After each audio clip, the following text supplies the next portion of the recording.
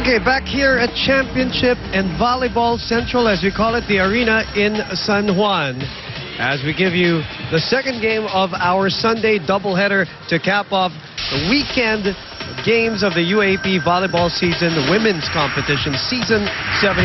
And after UST defeated National University in our first game in straight sets, we bring you the Lady Eagles of Ateneo and the Lady Maroons of UP in our second game. Again, good afternoon. It is live. It is exclusive courtesy of ABS-CBN Sports. Boom Gonzalez together with Doc Ian Laurel. And of course, Ateneo looking to keep in pace with UST that won earlier and then seems to have gotten back their winning ways. Talking about UST, and of course, the defending champions are still undefeated at 6-0, while the UP Lady Maroons, of course, at the bottom of the standings, Ian, no problem for them. Well, basically, we've got two teams right now, one in the middle of the pack. We're talking about Ateneo, and for the side of UP, still searching for their first win. Remember, Boom, 2 years back, the same UP team, before going to the Christmas break, got their first win against Final Four contender UST. So they're hoping that that happens again today. You're right. Let's talk more about that later. But first, as I mentioned, De La Salle still unblemished in their record after yesterday. Everyone's talking about how strong this De La Salle team is, and everyone that they go up against, of course, wants that distinction to get that first win or give De La Salle their first loss. But let's talk about Ateneo right now. They're in a good spot. Remember, the Final Four coming up at the end of these 2 rounds. Right now, they're 3-1, but they want to improve on that because they want to catch up against USC, of course, to get that twice-to-beat advantage eventually. For the side of UP, they finished last season 3-11. So right now, still, wala pa rin panalong UP. And of course, they want to tie, if not even better, their standing last year. So hopefully, they might end this year with a win, and I'm sure all the girls from UP want that as a Christmas wish. That's right. There's a little story about that, and we will talk about that a little later on. But first, let's go back to Ateneo. Let's talk about them. Phil Kainglet and the rest of the Lady Eagles, they won their first 2 games, suffered a setback against La Salle.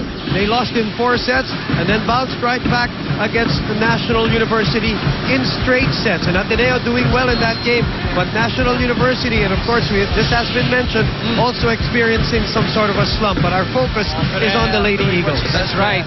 They managed to get another win after suffering that loss, and this was against NU. Basically, they controlled this match all the way. Great performances from their 4th-year players. We've got Jem Ferrer, we've got Herbacio, the usual names. Also Gretchen Ho. And tama ka, NU, we were talking about them in the preseason. Sabi natin, we expect a lot. People are expecting really a great season from NU. But so far, they have disappointed. And Ateneo, for this one, very comfortably taking it in 3 straight sets. 25-13, 25-18, and the third set, 25-16, 75-47 in total output. Let's see the departments right now. Obviously, they have the advantage when it comes to offense. 31 spikes against only 27 for NU. Blocking, they're actually the shorter team, but Ateneo getting the advantage on that department. 5 blocks against only 2 for NU. Service aces, 7 for Ateneo. That's a big stat right there. 2 for NU. Opponent's errors, 32 against 21. So obviously, this win is going to the Lady Eagles. You know, if in the 3 wins of Ateneo, Ian, this year, we've chosen Phil Kainglet, we've chosen Eliza Valdez, and last game, Gia Herbacio. We talked about her in the pregame. Then she ended up as the best player of that match against National University. But they have become a complete team. They have settled into their roles, including, of course, their best setter, Jem Ferrer, who is the heart and soul and drives the machine of this Ateneo Lady Eagles. Gretchen Ho also has settled into a certain role along with the rest of the girls. That's true. Parang very specific na yung kanilang mga pinaghuhulugan dyan sa Ateneo. That's true. You got it right on the button move. Jem Ferrer is the gel or the glue that's keeping this team together. She's giving out those great sets, making sure that everyone gets their touches, and Gretchen Ho is not an exception. Gretchen Ho, she's been very quiet. She will get her spikes, you know, a couple of times in each set, but so far she's been a steady presence in blocking, which is number 1, and also she gets to fish out some blockers every time. Correct. Kasi inaabangan na rin ng mga blockers ng Kalawan because they know that anytime Jem Ferrer could give it to Gretchen Ho, so that makes her really a threat in offense. So the fact that she can attack draws the blockers already, which, you know, frees up people like Eliza Valdez and Phil that's right. Cainglet.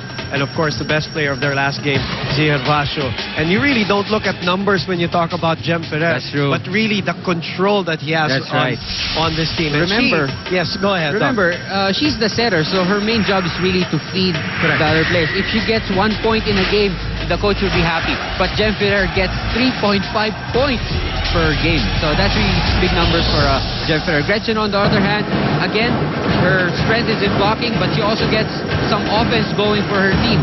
3.2 points per game from the middle attack, sometimes from the running attack. Another great contributor in the offense of Ateneo. And that supports, guys like Phil Cainglet who have gone to double figures, Liza Valdez and Ziher Vasho. All right. Jem Ferrer sat down with our very own Tiff Atendido. Let's listen to that interview.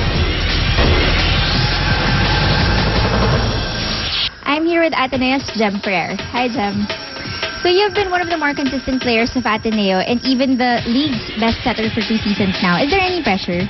Wala naman dun sa individual award. Pero siguro, gusto namin na makarating sa finals this year. Kaya intindihin yung pressure na yun. Alright, so today you're up against UP. Usually when teams are up against the bottom seed, they have a tendency to be complacent or relaxed. So what did coach instruct you guys coming into this game? Do our best, focus pa rin. Gawin namin yung dapat namin gawin para rin sa next game namin against FEU. Alright, good luck later. That was Lady Eagle, Jem Ferrer. Best setter, and now the veteran setter for Ateneo. And she will be the focal point again for their offense. Lipat naman tayo dito sa UP. They are 0-5. They're hoping to snatch their first win.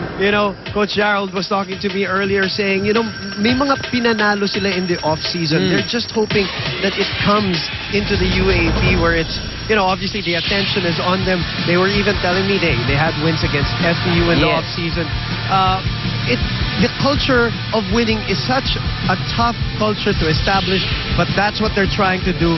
Unfortunately, they ran up against, a tough and excellent DLSU team the last time out. Really, DLSU looking ahead, way ahead into the finals. They're treating each and every game as if it were a finals game. And UP, again, suffering that loss against De La Salle. Look at this, 3 straight sets. Big difference in the total output. Definitely dominated UP 75 to 55 in that one. And to break it down on the statistics of this match, you'll see where the difference is in terms of spikes. Alam naman natin they can hang with La Salle in terms of blocking because of their height. But look at the serves and those spikes. The serves is interesting for La Salle because they fixed that from their previous game. They had errors. I remember that. But this game they had 15 against only 6 for UP, and again just domination in all departments by De La Salle. And they've had great and good individual performances every now and then, even in the losses. The last time, si Angeli Araneta naman, the problem with them is they haven't consolidated all of their individual performances in one good game. That's true. Angeli Araneta, always a threat in the front row.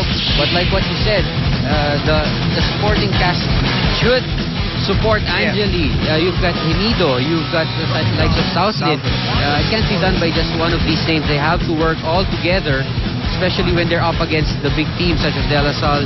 Ateneo, also one of those teams for today. So there's no question individually, like we said earlier, they would come up with good games. Kaya lang hindi pa nakikita natin na nagsasabay. Let's say tatlo sila, medyo magandang pinaglalaro nila. No? 7.5 points per game, but last match 10 points. So I hope she understands that she has to contribute again in double figures in each and every match. And hopefully there's also help coming on the other players, from UP. But first, let's focus our attention on Angeli Araneta. She had this interview with our very own Steph C. With the first round of eliminations coming to an end, ano yung outlook at mindset ng team nyo para sa mga susunod na laban? Kailangan lang po namin maging positive sa mga upcoming games namin and no hesitation, and kailangan maging matapang sa loob ng court. At ano naman ang balak mong gawin para tulungan yung mga teammates mo sa loob ng court, especially since kalaban nyo ngayon yung Ateneo Blue Eagles? Siguro isa na po ako sa magmamotivate sa mga teammates ko, and kailangan, since last game wala po kami first ball, yun po kung saan kami nag-focus. Thank you very much. And that was Angeli Araneta of the UP Lady Maroons. Boom and Ian. Marine Narvasos. At number 7.